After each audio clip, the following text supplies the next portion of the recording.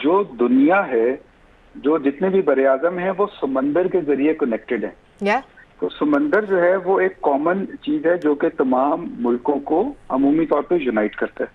True और that. ये जो स्ट्रेट ऑफ हॉर्मुज़ है ये एक बहुत अहम गुजरगाह है आलमी मईशत के लिए, ना सिर्फ तेल गैस बल्कि जो हमारी मेडिकल सप्लाईज हैं जिसमें हीलियम खासतौर पे बहुत इस्तेमाल होती है, उन सबके लिए बहुत अहम है।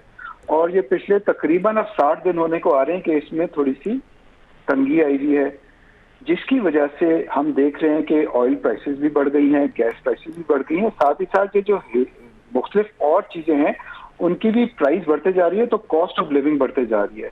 इसलिए पहले ट्रम्प साहब ने ऐलान किया कि जी हम सबको इधर से एस्कॉर्ट करेंगे, यूएस नेवी एस्कॉर्ट करेगी। फिर उन्होंने फरमाया कि जिसके जहाज है वो खुद आके अपने जहाजों को एस्कॉर्ट करके ले जाओ, और अब उन्होंने ये बंद कर दी है।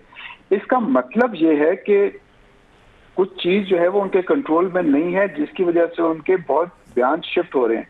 अब ये जो तुर्की ने भी ऐलान किया है या अभी जर्मनी ने भी ऐलान किया है, जर्मनी ने ऐलान किया कि हम अपने कुछ शिप्स को मेडिटेरेनियन भेजेंगे और उसको फिर कुछ अरसे बाद इधर आप नए हॉर्मुज़ भेज सकते हैं। लेकिन ये जो माइंड क्लियरिंग का ऑपरेशन होता है ये एक बहुत पेचीदा अमल होता है और इसके लिए माहौल का साझेदार होना बहुत जरूरी है। बेशक ये जंगी सूरत हाल में ये काम नहीं हो सकता। इसलिए जो भी ये काम होगा it would be time taking, और उसके लिए माहौल का साझेदार होना और दोनों तरफ से पीस का ऐलान होना बहुत जरूरी है। लेकिन ये देखें, वो जो प्रेसिडेंट ट्रंप हैं, इजराइल ने दोबारा जो हमले कर दिए लेबनान में, इसकी वजह से कुछ ऐसे लग रहा है कि हालात कोई उनके कंट्रोल से भी थोड़ा सा मुश्किल दरपेश आ रही है। लेकिन मैं ये दोबारा बात करना चाहूंगा, जैसे नाइला साहिबा ने बात की कि ये बहुत पेचीदा सूरत हाल है, वन। सेकेंडली, अब इसके ऊपर हम सिर्फ क्या सराइयां या असेसमेंट कर सकते हैं।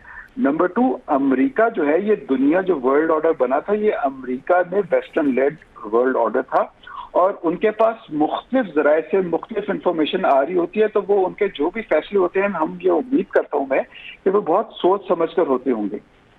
इसलिए हम अमेरिका को जितना भी हम इसमें कह दें कि उन्होंने इधर ये गलती कर दी या उनका इधर से ये थोड़ी सी पेचीदा सूरत हाल है, लेकिन इसका ऑपोजिट भी ट्रू हो सकता है, वन।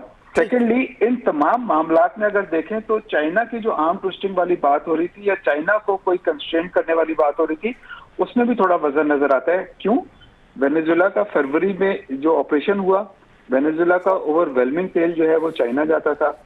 इसी तरह ईरान का जो भी तेल एक्सपोर्ट होता था वो भी 90% के अराउंड जो है वो चाइना जाता था। नंबर 3, ये जो ब्लॉकेड था इसकी में भी जो है वो हॉरिजॉन्टल एक्सपेंशन हो रही है, इन अ सेंस के बे ऑफ बंगाल में, इंडियन ओशन में जो है वो जहाज रोके गए।